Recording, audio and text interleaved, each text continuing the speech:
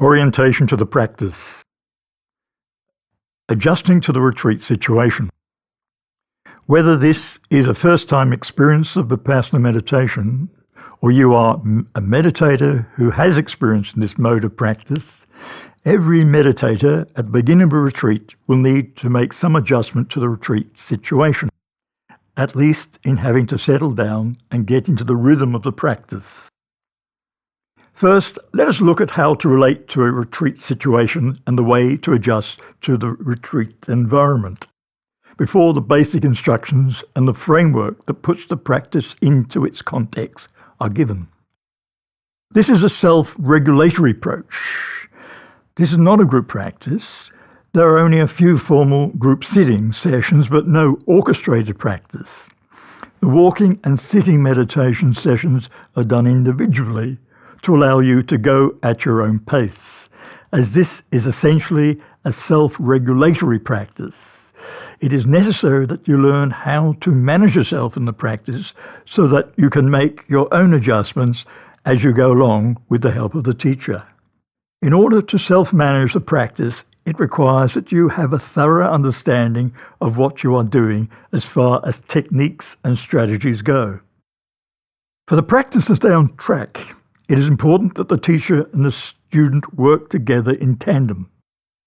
To this end, formal interviews are held where the teacher reports to his or her practice. The teacher needs to be a technician, if you like, of Vipassana meditation with travel experience, whose role is to instruct, inspire, and guide the meditator.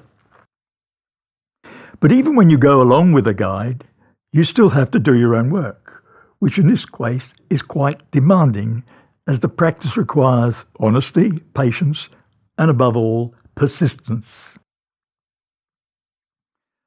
Following the Vipassana method given for this retreat, it is possible you are doing or have done some other meditation methods using fixed concentration, such as focusing on the respiration or the chanting of Buddha. Or perhaps you have been following some other Vipassana meditation technique. If so, while we respect other methods, it is important that participants in this retreat follow the instructions as given so as not to create confusion. Of course, we are creatures of habit, so it will take some time to get established in a new method, so you have to be patient in the changeover. But during this retreat, please follow the method and the detailed instructions as given. Putting aside unfinished business. At the beginning of the retreat, there can be a lot of business of an ongoing nature in the mind that is brought into the retreat. Perhaps there is some unfinished business you have not dealt with, especially if it is of an emotional nature, such as a problem in a relationship.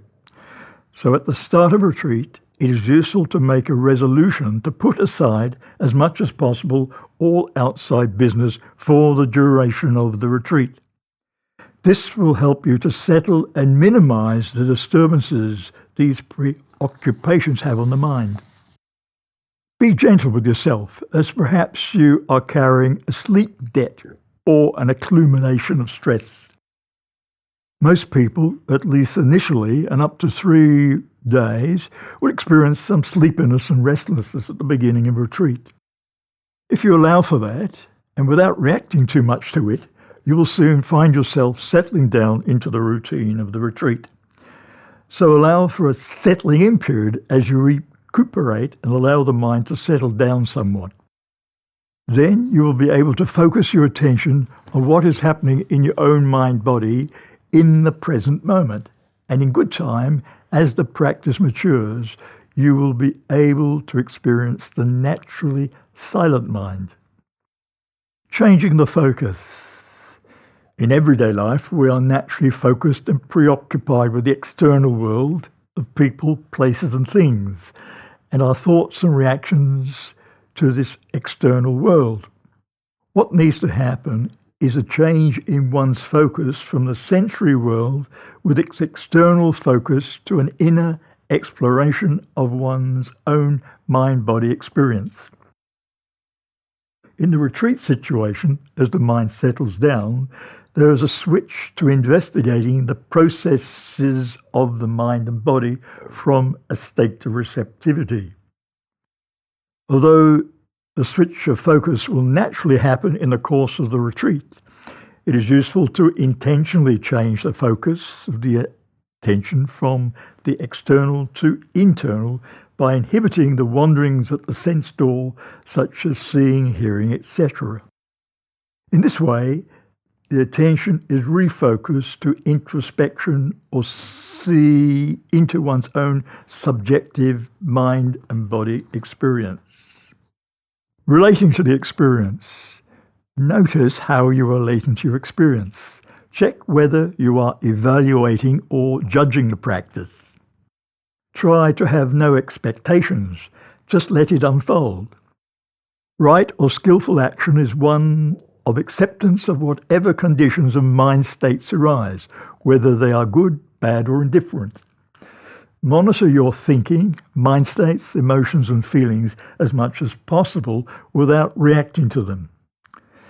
This acceptance and non-reactive awareness of whatever you are experiencing will develop the maturity factor of equanimity. Maintaining the intensity. It is essential to maintain the intensity of the practice without straining. Steady and sustained application is needed in noting or maintaining attentiveness in all areas of practice, during sitting, walking, and detailed awareness of activities throughout the day. But be careful not to overexert yourself, thereby creating stress, as it is not possible to be 100% at all times. One has to go with one's natural rhythms and one's energy cycles.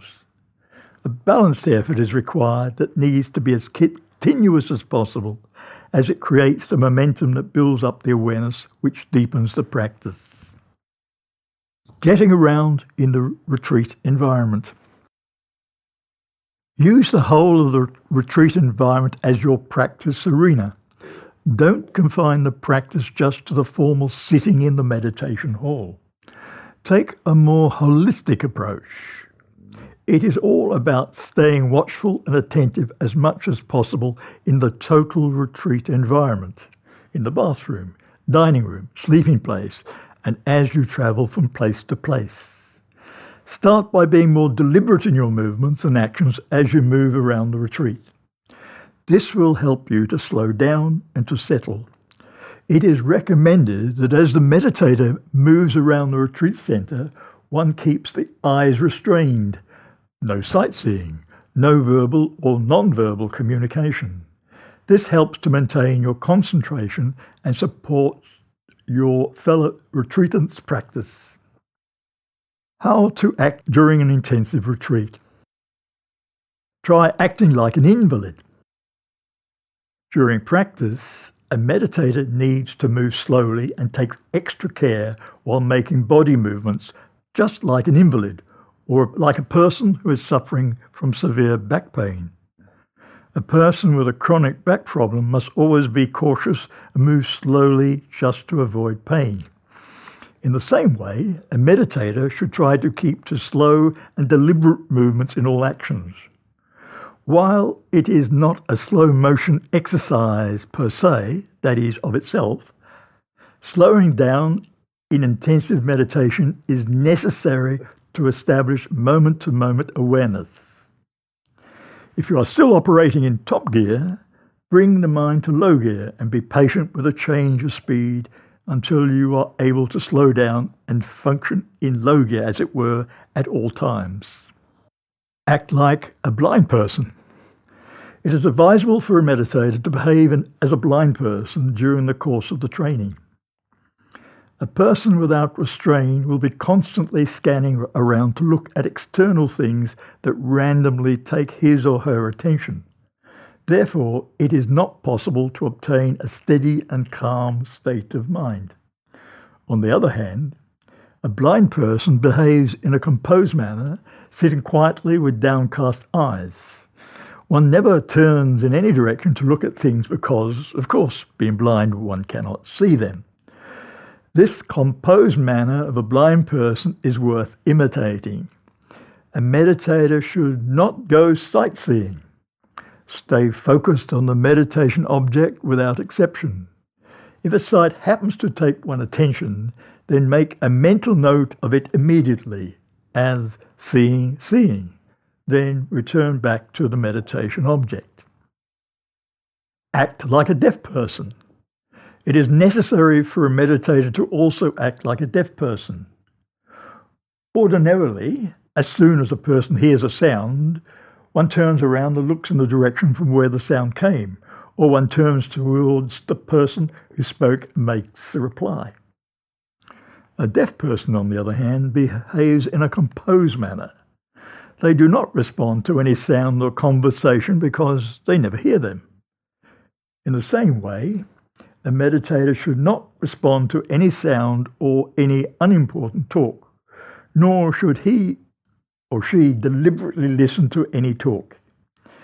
If one happens to hear any sound or speech, one should immediately note hearing, then again return to the meditation object. The meditator should be so intent on the practice that they could be mistaken for a deaf person. In brief, act like a Vipassana meditator, careful and alert, patient, restrained, with no distracting communication, relaxed, self-monitoring, eager, accepting conditions, inquisitive, diligent, detached sensually, and, above all, equanimous.